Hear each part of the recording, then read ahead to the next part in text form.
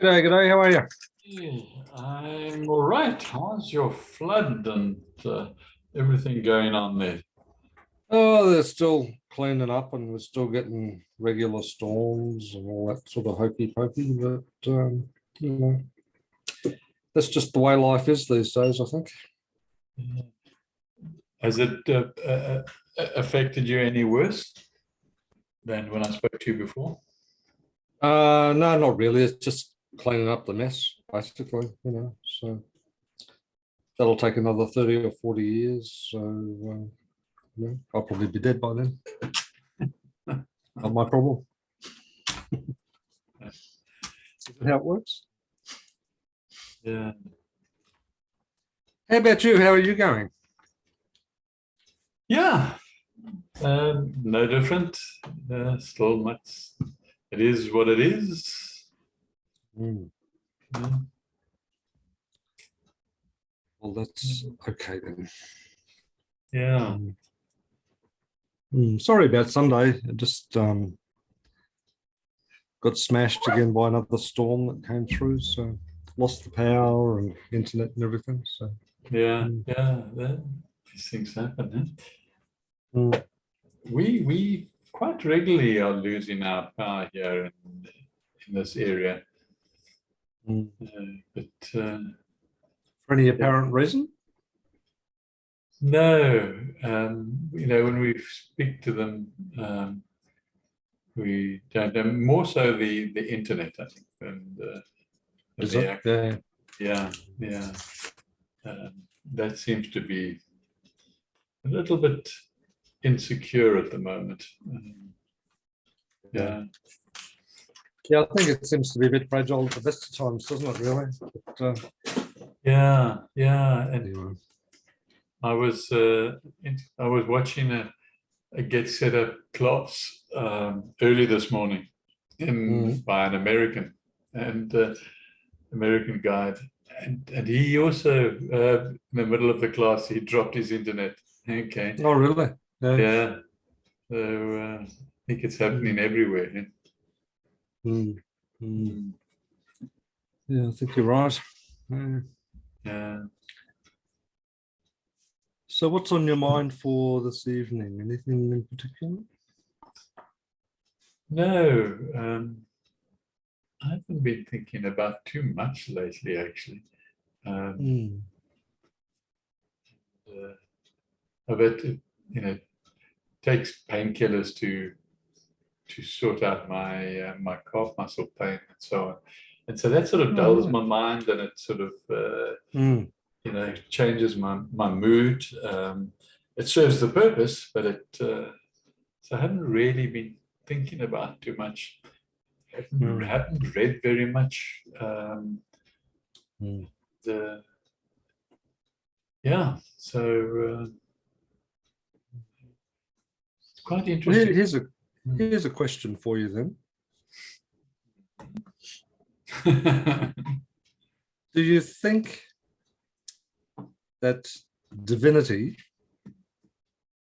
is alive? Which I guess by inference is do you think that consciousness equates to what we know as life?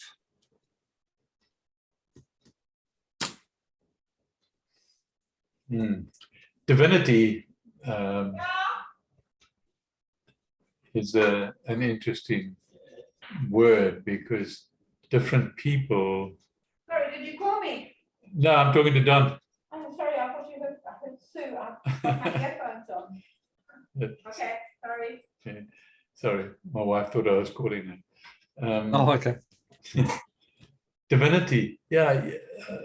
We brought up that word before as well, because for me, divinity is God. Okay, and Okay. Substitute the word then. Is God alive? Yeah, but I was just going to also say that people like the Indian culture, they have their prophets are also divine. Okay, and they regard them as divine. So all right. So you say, what does God exist? Is that what you said? No. Is God, does God's existence equate to life? Is God Yes. alive? Yeah. Yeah, it does. It does. Because we are God, okay? Yeah, and we have his qualities, be they dormant or not. So therefore we have his energies, we have his colors, we have his frequencies, we have everything that equates to life. Okay. And so yes, I do think so. What about you? I don't know. Okay. I don't know. And the reason that I say I don't know is, well, let me elaborate.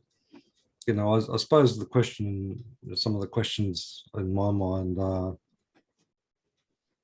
you know, does consciousness equate to life? Hmm. You know, life as we know it, you know, in a physical and a mental sense, is fairly specific in terms of, you know, biological responses and things like that.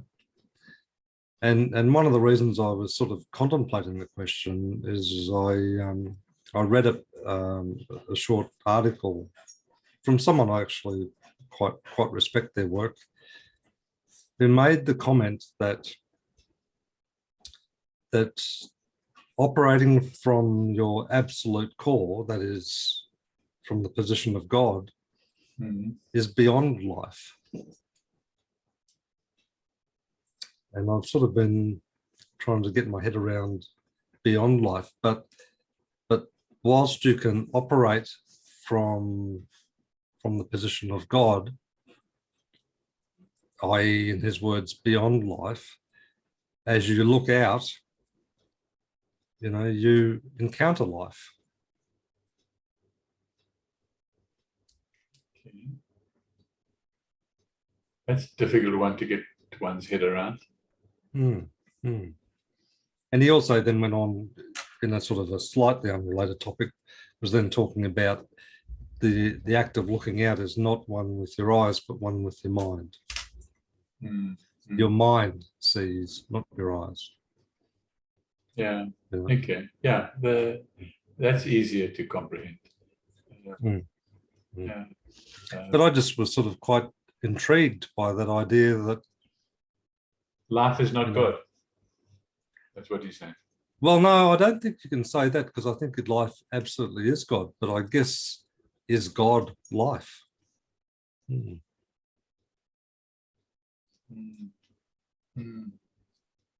And part of me seems to think God is beyond life as well, because when you start to contemplate the whole idea of nothing or no thing, then there's nothing. And you know, there's pure consciousness, because pure consciousness equate to life. There's no time, there's no space, there's transcendence, there's omnipotence, there's. But isn't that life? Aren't those life? Well, I don't know. I don't know. That's my dilemma. I don't know. Yeah. So your dilemma is just about a definition, and playing. Well, I think it's more than that, because if you try and sort of look at it from a different perspective, you know, like in terms of the, you know, your spiritual path and you know, merging with the soul and things like that, that's an act of transcendence. Not out of life, not out of life. Well, what is it transcending then? Okay. It's just another element in our life. Oh, it's another element, but does when a bird transcends the egg, you know, it transforms. Okay. But that's fine, transforms, but both the egg and the bird are still life. And so that when we die, Hmm. you know, what does that mean? We transform we- again, but it's still life. You know, Hmm. yeah, I think life is God, and before God and after God is life. Okay. So I guess there was a time when there wasn't God. Oh, do you think? Yeah, yeah, Do you? yeah, yeah. I do, because there was absolute nothingness. But isn't that what God is? No, God is not absolute nothingness. I think, yeah, you know, because from absolute nothingness emerged God. Okay, God emerged from absolute nothingness. Do you remember that video clip? I don't know whether you had a chance to see it or not. That one from Sadhguru where he was talking about the three elements. Yes. You know, so talking about creation and maintenance and then destruction. Yes. And I listened to the one after that as well. I just left it on. All right. Okay. And yeah, and I was sort of, and not that was the spark for this, because I encountered a completely different teacher, you know, who made this comment about, you know, at your very core, you know, the eye of the eye is it's beyond life. And then you look out onto life. Yeah, I don't know if I could come to grips with that, that you are separate from life because you can look onto it. Well, I don't know that you need to be separate, though, do you? I don't know. Well, if you're looking onto something, there has to be the observer and the observed. Okay. Yeah, but isn't that God? You know, they talk about God, you know, like the consciousness being aware, aware of his own divinity. Yeah.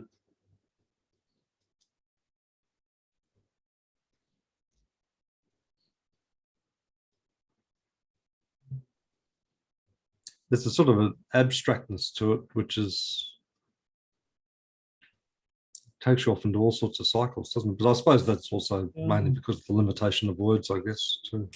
Yeah, and certainly to my thinking limited. But I was thinking about an atom, you know, there's protons and electrons. And if God is the atom, okay, yes, he does have.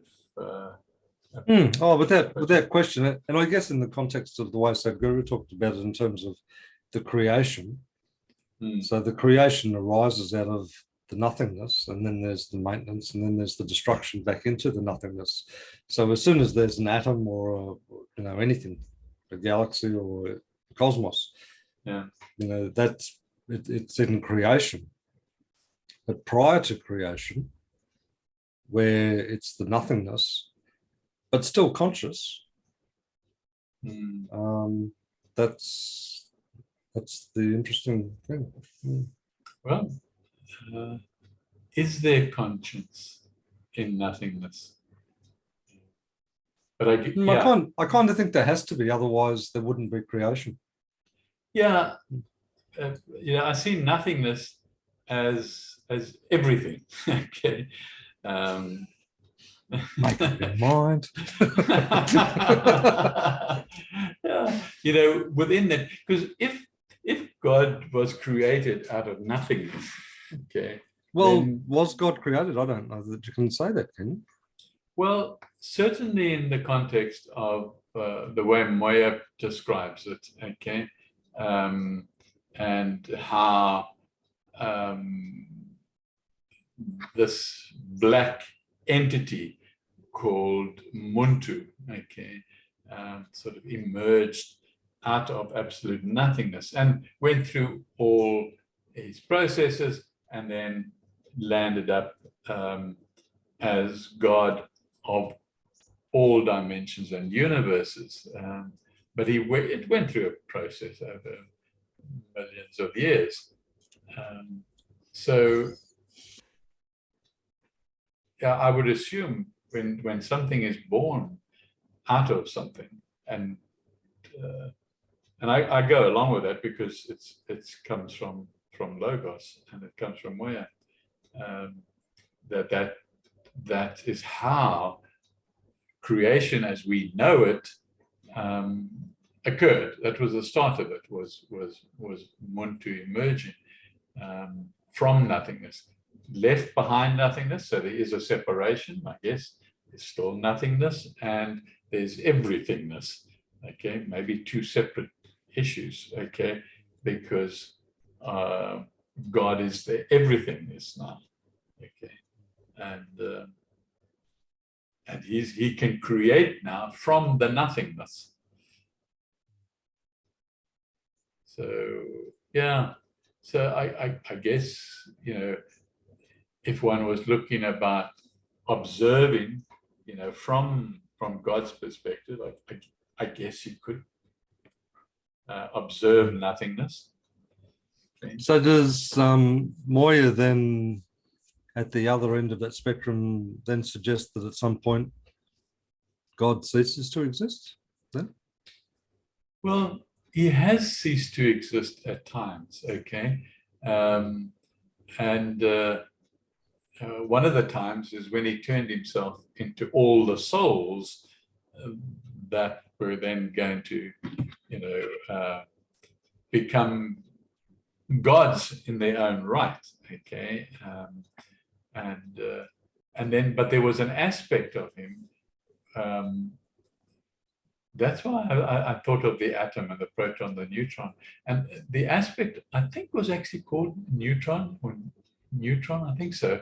That then left that whole process and went still to a plane, but a much higher plane, like the 66th or 63rd plane, and was there until God was recreated, okay, and then that neutron was the spark, was the life force that came back to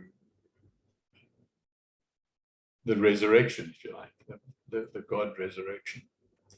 So, yeah, I haven't thought about it for a long time, but that's basically as best I can remember it anyway, as I've said it. So yes, God dissolved himself into all these cells, these atoms, okay. But I guess it wasn't a very good experiment or action. So it had to all come together again.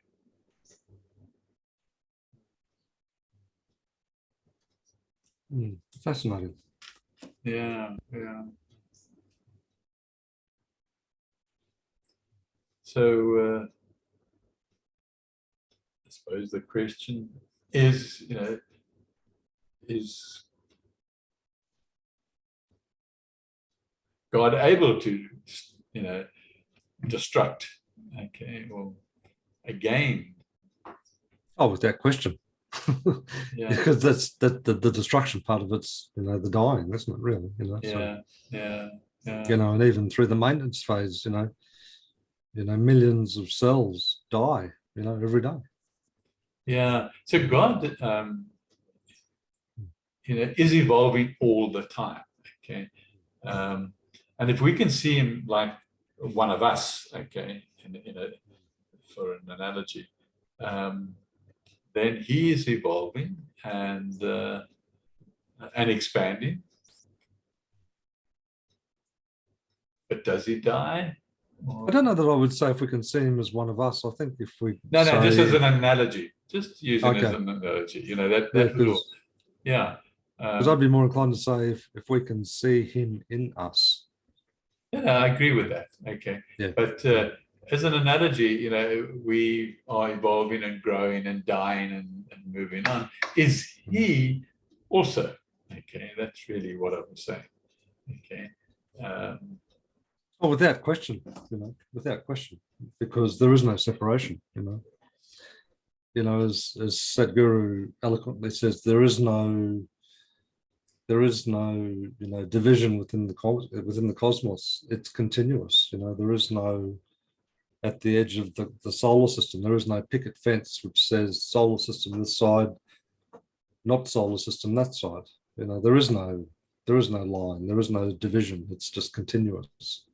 Yeah, I go along with that, but I'm thinking more of with consciousness and different levels, and that in a sense it's not all one. Okay, being a bit of the devil's advocate. Okay, it's not all one because we're not part of that. We potentially are part of a higher consciousness, okay, than wherever we stand now, okay, but we're not there, okay. So we've got to come out of the egg, as the bird analogy you used, and then we've got to lay some more eggs. So, I'm not sure about that one. I think there is, I don't know, other aspects or other parts of life. Without question.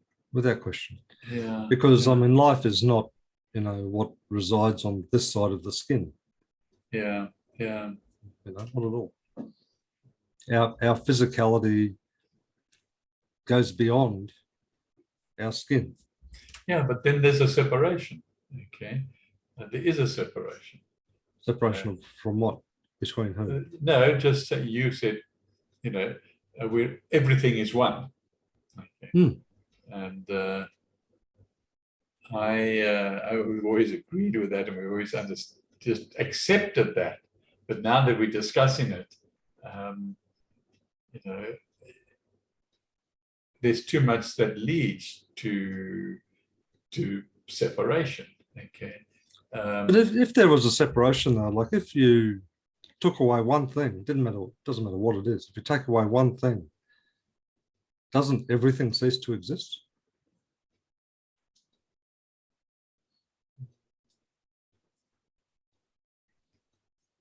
I don't know. You see, in the example, or what I told you in a moment ago about what Moya is when he dissolved himself, there was still a spark of him, let's call it neutron, that was still there, that moved away, almost like in storage, for some future time, which sort of implies there's separation. Okay. Yeah.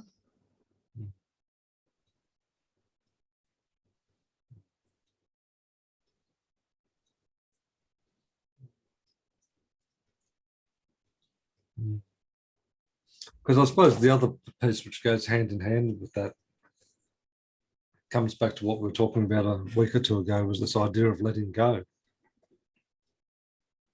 So if you let something go, There's something separate to you. well, is it separate though, You're letting it go. It's parting ways.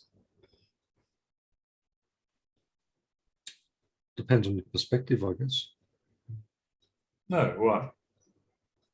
Okay. You're holding something and you're letting it go. Still there though. It's still there, but it's separate. That's what. Is it separate? It's just changed its form. That's all. But you haven't. Well, I must have done if I've let it go.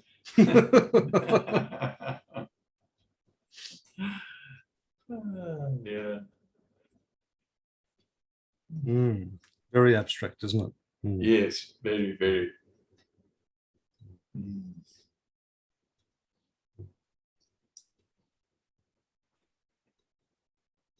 Because then I suppose, you could ask yourself, well, does it matter? And my sense is that yes, it does. Yeah, I think definitely. I mean, I agree with you.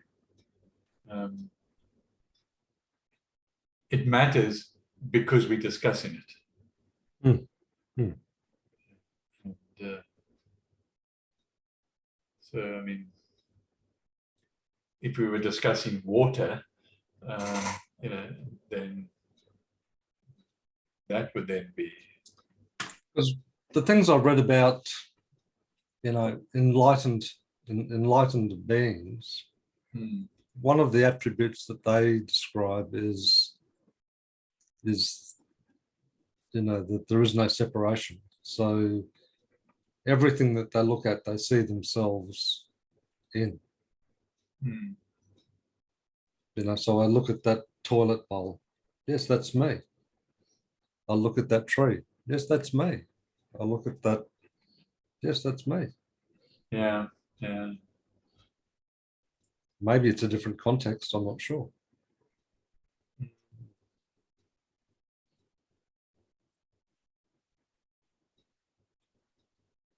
Because in this plane, this physicality, they talk about everything being made of from the 5 elements. So in that sense, everything in the physical sense,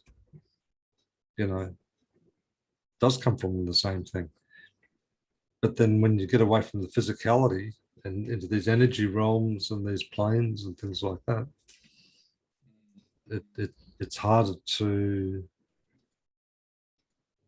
make some calls on what that actually means. Yeah, yeah, yeah, yeah.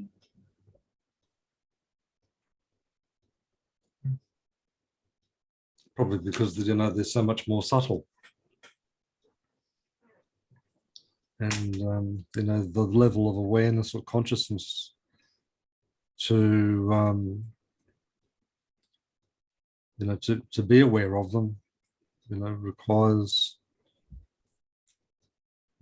something else. I'm not sure what it requires actually, but it requires something else. Maybe that life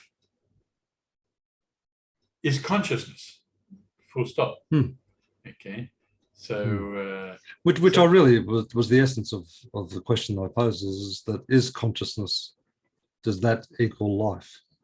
Yeah, but we're also talking about separation, possibly. So is consciousness separate from life? Okay, so maybe everything. Well, I think that question's a lot easier to answer. The answer that's obviously no.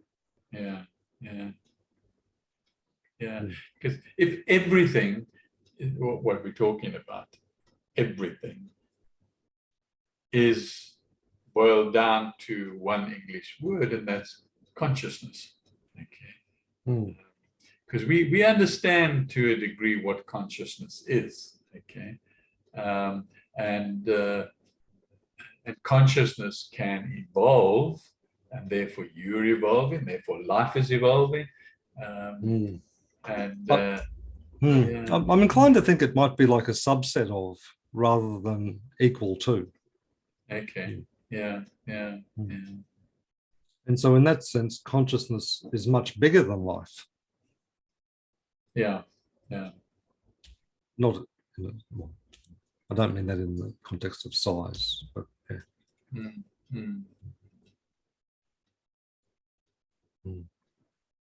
So, that if you've got a meat pie in front of you, the pie is more than pastry. Yeah. I think I've just lost you. Yeah, I'm really trying hard to catch up.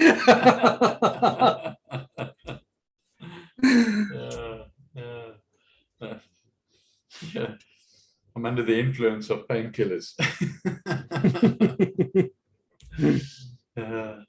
Are you alive, Michael? Yes.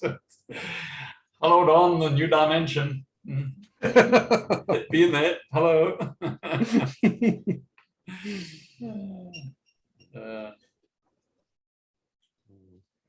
So the other day we were going to talk about water too, and I was going to sit here and listen to your 45-minute dissertation about your thoughts on water. I see you've changed the picture behind you on the wall. That one, yeah. Yeah, yes, you have. Hmm.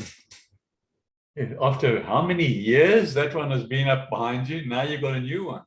I mean, Yeah. what happened? Did it fall off? No, I just had a hankering. I've got some other ones too. A hankering for some Japanese art, and so there it is. Okay, okay. Isn't that funny, you know, because the other day I'm sitting there thinking, God, there's a Japanese painting I've put somewhere. I don't know where it is. And there it is up there. That must have been quite recent because it wasn't there the last time. Okay. Well, it's been up there for a couple of weeks, but Okay. but yeah, like I think it was on Monday. I'm like, oh, you know, I must build a frame for that. And I'll do it. Now, where have I put it? You know, oh, there it is up there. Yeah, yeah. I'd like to see a closer up of it. I can't really see it well. It's basically a goldfish swimming in a pond. So the goldfish is at the bottom. Yeah. There. Mm. And then there's a flower and branch, which is sort of in the foreground over the top of the pond. Mm. Oh, is it a branch? I thought there on the right. It might have been birds. Okay. No. Okay. And the yellow thing is a flower. Okay. I think there might actually be a bird there. I'm not 100% sure.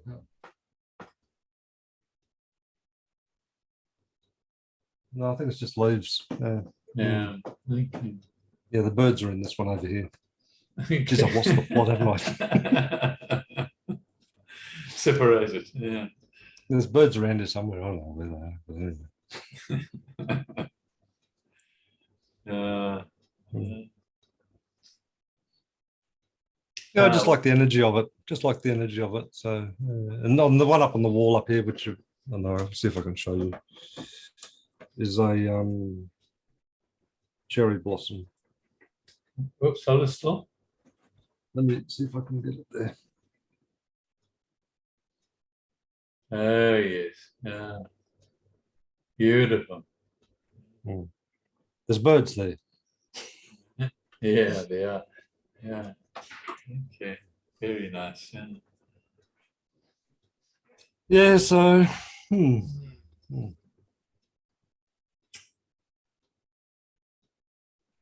So, anytime you like now, you can start on your water dissertation, and I'll give you my undivided attention. Yeah. Yeah.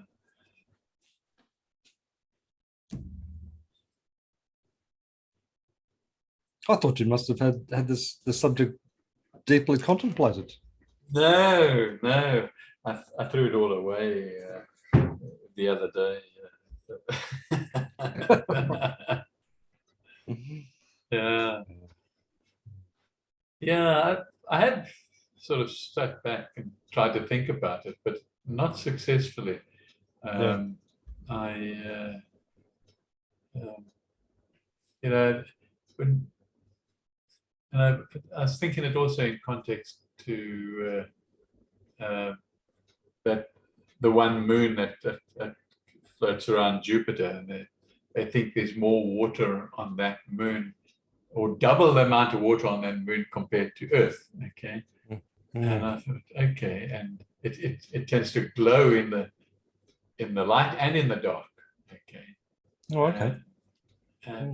Yeah, so I was busy. Do you know how big the moon is? Is it like compared to Earth? Is it of similar size, or larger, or smaller? Or? A similar size, yeah.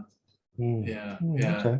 So yeah, and there are lots of theories about why it keeps on glowing regardless whether it's sun out or not. But that's not important. I was just thinking about the water aspect, and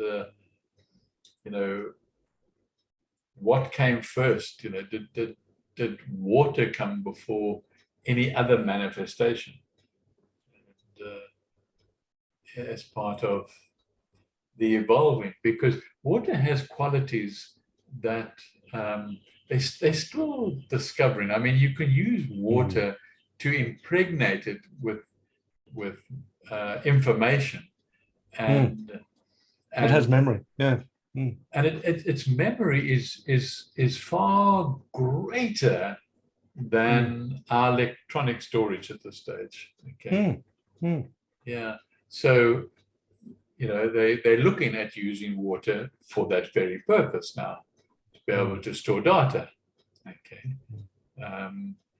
And so there's some really amazing quality just in that one aspect of that.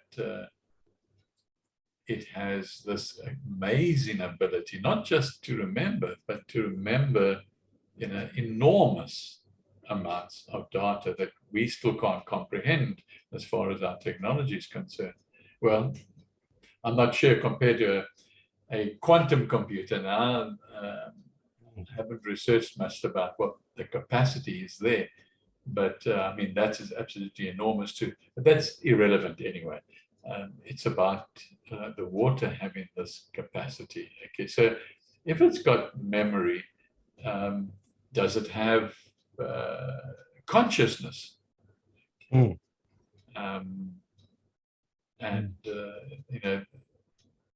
yeah. So and they've scientifically proven that if you for example, say certain words over a vessel of water, because it changes its molecular structure. Yes, it does. Yeah, I've seen photographs of that. And so yes, it does. So what does that mean if it changes its molecular structure? Because when we say words, that's a vibration. Okay, so or an energy of sorts that is maybe an intention, perhaps. I'm not sure. Yeah. Like if you say or think, love or peace or thanks or those sorts of things. It's more than just the word itself, isn't it? It's the could be the intent as well. Yeah, it changing its molecular structure.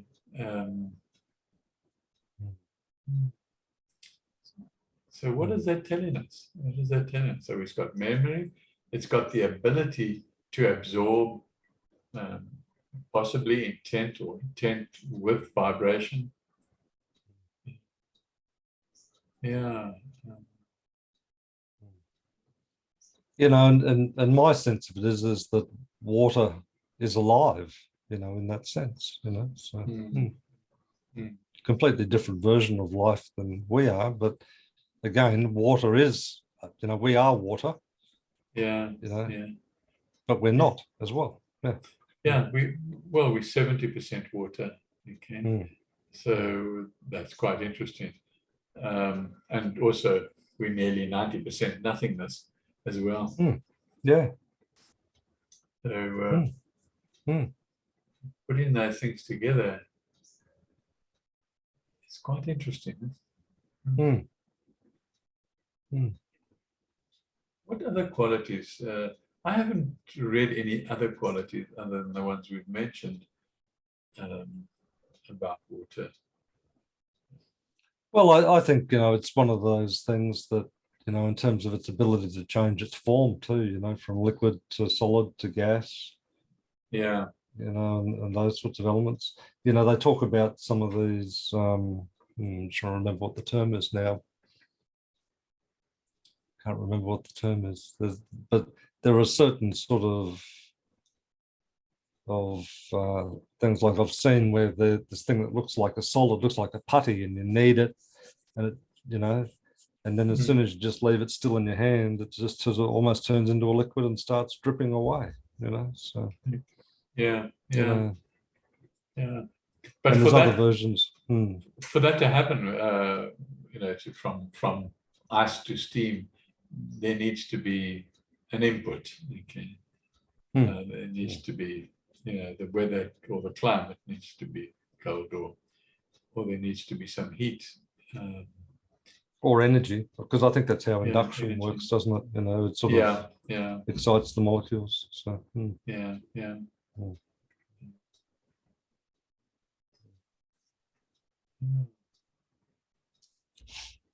but in one sense, though, it's sort of surprising how little we know, isn't it? Really. But you know, you don't know what you don't know, and so it's, you know, why would somebody want to know more about water? Okay. Well, if you apply the Plumstead methodology and ask, you know, well, why? Why is that? Yeah, yeah, no, Then- that's exactly what we're then- doing now. Why? Then you're off. You're off and running.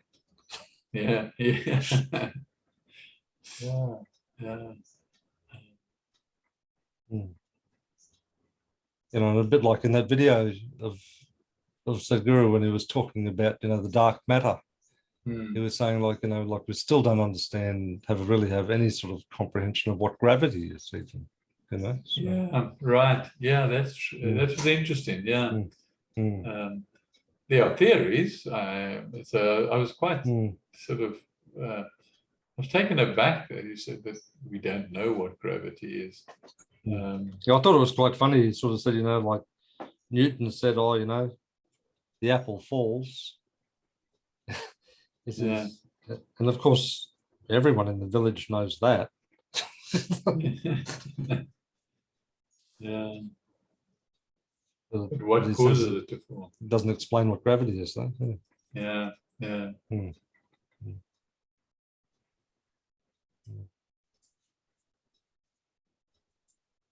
We can see the symptoms and feel the symptoms. Well, that's right, and for me, you know, the importance of that level of awareness, aware that you don't know, is so important, because that's almost like a prerequisite to clearing a space to explore it, you know. Yeah, yeah, yeah. If you say, yeah, I know what gravity is, it's the thing that makes apples fall out of trees. Well, hey, Yeah, yeah. is that all you got? Yeah. What about those countries that don't have apple trees? What's happening over there? You know, Yeah. like, Yeah, yeah. So what sort of force is gravity? But you know, we don't have to digress into gravity now. But just perhaps coming back to water, because the Earth has this large percentage covered with water, and our bodies have a large percentage of water. Water must be, we know it's important, that's not the word I want to use, what's the right word, where you can't do with it. It's part of the creative process. Maybe that's a better way of looking at it. well, it's a fundamental building block, isn't it? It really is, you know. Yeah, I was trying to move away from those sort of words. I was trying to think of something that Because if you use the terminology where they talk about, you know, the 5 elements, you know, and that's like, you know, fire, air, earth, water, and ether or Akash, you know, so you know, so those 5 elements, you know, it's one of those, you know, so. yeah, I think it's more than one of those. Okay, you know, just because somebody's divided up the various things into some sort of sections. I got a feeling as we're talking now that it possibly either is consciousness or it is life itself. Okay. And of course it's got to attract other things, but that's not the discussion. Maybe water is far more spiritual. Without a doubt. And far Without a more, doubt. yeah, but far more accounted to our involvement, our everything. I mean, think about the role that water plays just in spiritual processes. You know? Yeah. You know, baptisms and you know, blessing of the waters and all of those things. You know, so yeah. You know, the breaking of the water. And I mean, there's so many dimensions to it. You know? Yeah. And we still don't know enough about it. I think it's just a lot more than any of the other elements that you that you mentioned, or aspects that you mentioned. I think it could, you know, you think of a embryo in a womb, you know, you think of water. Okay.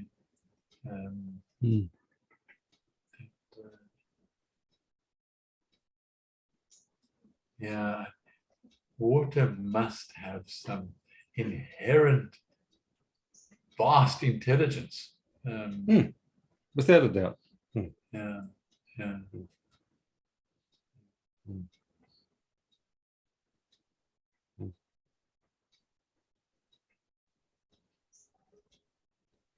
Without a doubt. Yeah. Is it the water that is the first aspect of that embryo? You know, they talk about physical seeds, you know, meeting and growing and so on, and the first thing that grows is the spine and so on. And because you can, I guess, understand it and see it, but somehow I think water probably plays in the birth of anything. Okay, not only physical objects. And I think that's one of the things that, from my perspective, seems to come up time and time again. Is if we say, oh, let's look at the embryo. Well, what is the embryo? The embryo, to me, is everything in that environment. You know, it's not just, you know, that little, you know, those cells that are multiplying there. Yeah. Because you can't separate it from the environment. You can't separate it from the water. It's all, you know. Yeah, but what role? Okay, that's what I'm saying. The role of water. Let me just have something to drink.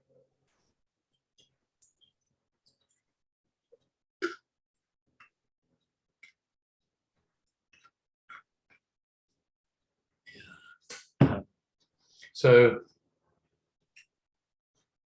let's move away from the embryo example and just take a cell in our body, okay, and our blood, and every aspect is associated with water. There's water there, okay, everywhere, okay,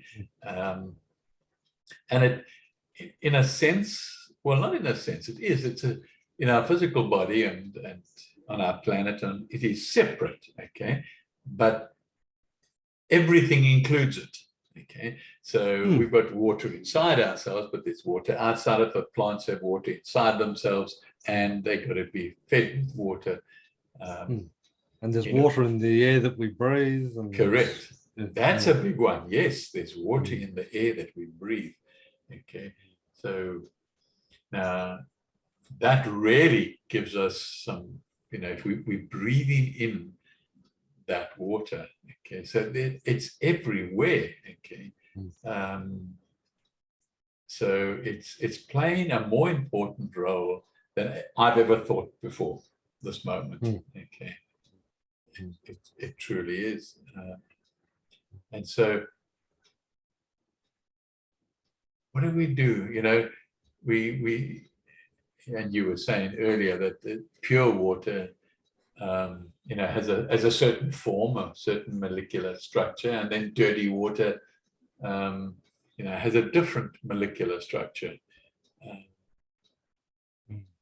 So, if we mostly water, and we know now what from this conversation what the role is in our bodies, it's like rejuvenating, and there's a lot of rebirthing going on, that we need the water in our bodies to be as crystalline as possible, okay, as energetic as possible, okay, and we now know that we can influence that water. As you said, you could say a word over a bowl of water or whatever, and the structure changes. But if you had that intent and that thought that the water in your body, okay, and use those words for the water to take on that molecular structure of purity, okay, and healing and energy, then you're 70% water. That you must have, that must be a power pack.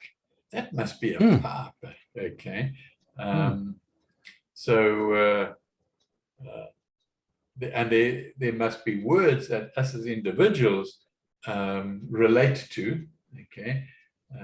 You know, you mentioned the obvious ones that, you know, like love and so on, but maybe does the word God, you know, what does it imply to the individual? Does it really, is it really meaningful, or is it just a word to describe something we don't actually know anything about? And I mean, one of the things I do is I actually have a copper jug that I use for my drinking water. Right. And I use it, you know, mostly in the morning, but throughout the day to different degrees. And when I refill that jug, you know, I pause there with it, and I sort of give thanks to it, and I give love to it. But more recently, I've just been present to it. Right. Okay. Yeah. Yeah. You know, and it's in other words, one with it in your feeling and thoughts. Yeah. You know, so I put my hands on the jug, you know, and then when I put the lid on it, you know, I bring my hands together in front of the jug. And some cultures, like some of the Indian cultures, they also put like a flower on top of the jug, you know, and things like that as well. They all use, I mean, everybody that comes to my class has a copper jug of drinking water. Yeah.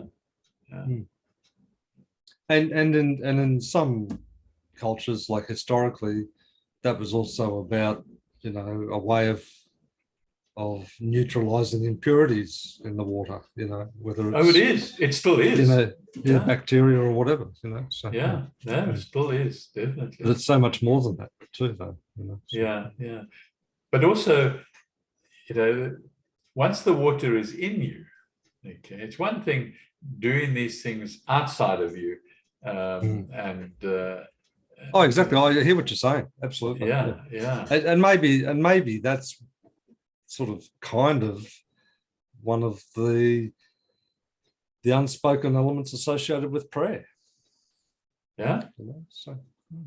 Yeah. Yes. Yeah. That's an interesting thought. Yeah. You know, because a lot of the traditional sort of prayer is something that you're sort of sending up there or over there or somewhere else, but you know, maybe it's a whole lot more than that. You know? It's the atmosphere. You know? As with chanting as well. Okay. Exactly, chanting and meditating and all of those things. You know, so. But certainly, chanting, because there's an action and a vibration. Okay. And that's interesting also, because then that would, but you need to be, I guess, chanting for that intent. Well, I did this meditation last night, sort of as a kind of experiment, and it was so intense, like physically intense, because the nature of the meditation is that, you tighten, like all of those primary muscle groups in your torso, like really clench really hard. And that clenching process draws it up. You're sort of visualizing and feeling and really injecting every part of you, this intense clenching to draw up, to the top of your head. And then hold it and hold it and hold it and hold it, and then exhale into peace and relaxation. But the intensity of it is like, it's after you've been doing it for about 10 or 15 minutes, you are exhausted, physically exhausted, but you're euphoric at the same time. It's quite a paradoxical sort of feeling. Because a lot of people sort of think about meditation as just something passive, it's just stillness and sitting and breathing. But that sort of intense type of, like using the energy in a physical sense, is quite foreign in some of that spiritual practice, where it's all was the opposite. Right. Like this one was really shaking the can, so. Okay.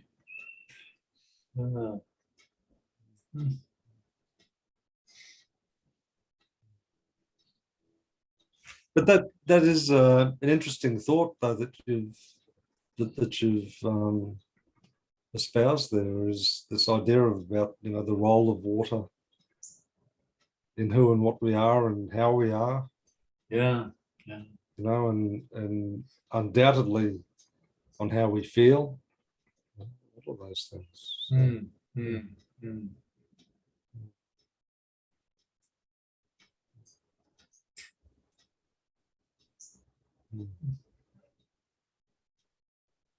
That needs a lot more thought too. Really interesting.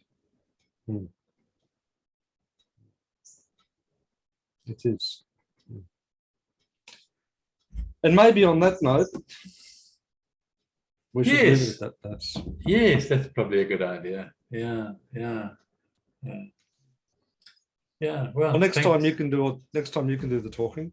I think I've adequately covered for your discomfort tonight. Okay. 2 chances. I enjoy listening to you talk. Okay. Well, you take care, and I'll see you on the weekend. That's right. Okay. Thanks, Tom. Okay then. Cheers. Bye. Bye.